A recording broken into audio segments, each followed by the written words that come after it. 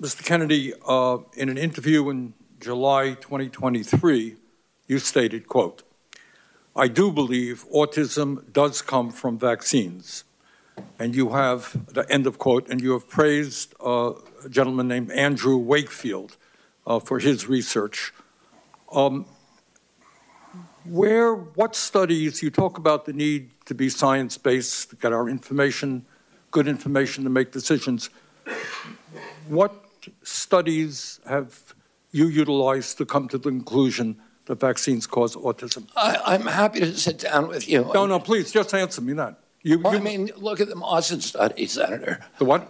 Yeah, Mawson, just look at that study. Yeah, I will, and that was published. But I don't want to, I wouldn't rest on a single study. Right. And all studies can be methodology. Okay. Don't mean to be rude. I don't have a lot of time. Just saying you would not be, I just heard you say you could not be happier if you were proved wrong. Mr. Chairman, I asked to put into the record 16 studies done by scientists and doctors all over the world saying that vaccines do not cause autism. Are you happy with that objection? Look at the IOM assessment of those 16 studies, Senator.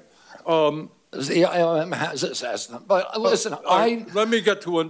Don't have a lot of time. I apologize. I'm happy to talk to you at another time. Don't have a lot of time. Let's talk about COVID. And I just want clarity on the issue. And again, I apologize. You have to be brief. We don't have a lot of time. Scientists have estimated that the COVID vaccine saved 3 million lives. President Trump said the COVID vaccine was, quote, one of the great miracles of the ages, end quote. You have said the COVID vaccine was the deadliest vaccine ever made, end of quote. Was the COVID vaccine the deadliest vaccine ever made? The reason I said that, Senator Sanders, is because there were more reports on the VAERS system, on the Vaccine Adverse Event Reporting System, which is the only surveillance system, that and VSafe.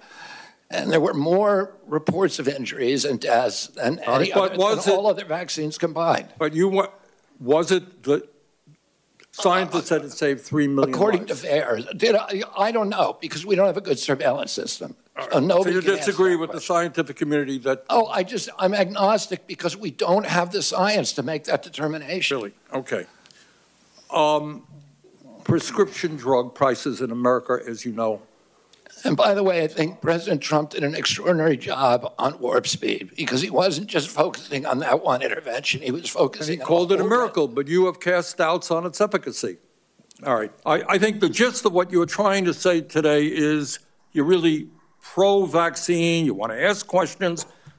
You have started a group called the Children's Health Defense. You're the originator. Right now, as I understand it, on their website, they are selling what's called onesies. These are little things, clothing for babies. One of them is titled Unvaxxed, Unafraid. Next one, and they're sold for $26 a piece, by the way. Next one is No Vax, No Problem. Now, you're coming before this committee and you say you're pro-vaccine. Just want to ask some questions. And yet your organization is making money selling a child's product to parents for $26, which casts fundamental doubt on the usefulness of vaccines. Can you tell us now that you will, now that you are pro-vaccine, that you're going to have your organization take these products off the market? Senator, I have no power over that organization. I'm not part of it. I resigned from the board. Yeah, that was just a few months ago. You founded that. You certainly have power. You can make that call. Are you supportive of this?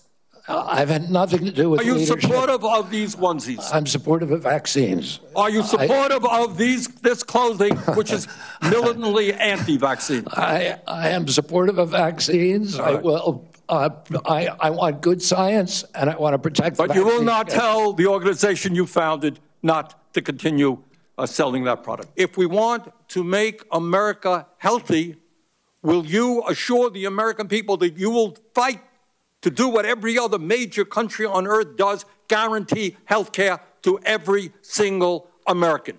I'm going to make America healthier than other countries in the world right now. Will you guarantee do what every other major country does? That's a simple question. And by the way, Bernie, The problem of corruption is not just in the federal agencies, it's in Congress too.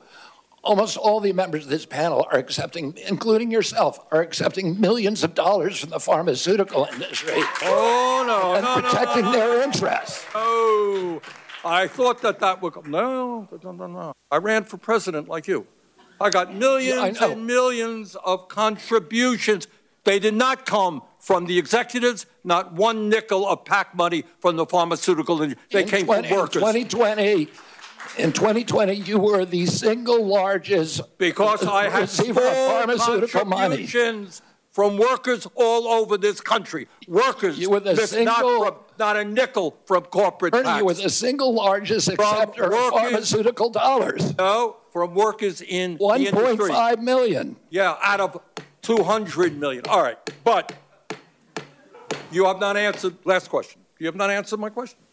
Mr. Chairman, we're 3 minutes. How do we make America healthy if you don't guarantee health care to all people? We're literally 3 minutes over here now. Well, how long does it keep going? At some time, you're just battering the witness, Bernie. Not battering the witness. Yes, you are. And you're getting upset at him. You're going at him just like anybody else would. What I am not hearing from him are some very specific policy issues that we absolutely need if we're going to make America healthy.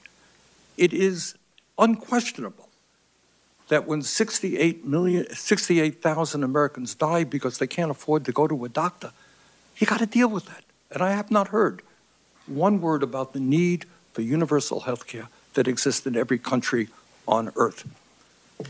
When 1 out of 4 people can't afford prescription drugs because the pharmaceutical industry is ripping us off and charging us 10 times more in some cases than the people in other countries. I have not heard the definitive answer I need that we're not going to pay the highest prices in the world for prescription drugs. And one of the points I think that Mr. Kennedy made, which is right, healthcare is not just medical care. It's a lot more. Talk about the food industry. We have held a hearing, Senator Cassidy and I held a hearing a couple of months ago, where we made the point that the food industry is, in fact, poisoning our kids with addictive food that is leading to obesity, diabetes, heart conditions, etc.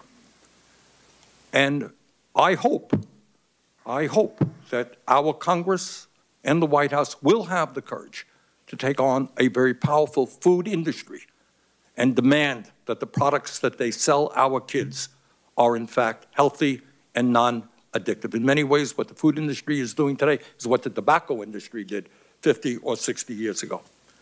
And we talk about making America healthy today. Again, it's not just doctor care, medical care.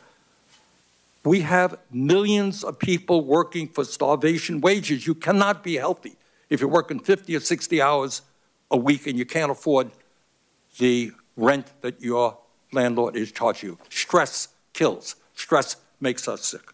So, Mr. Chairman, let me just say this. I think the issues that have been raised in this hearing today are of enormous importance. I look forward to working with you and other members of this committee to make sure that we develop the policies that have the courage to take on very powerful and wealthy special interests. So, in fact, that we can make America healthy. Thank you.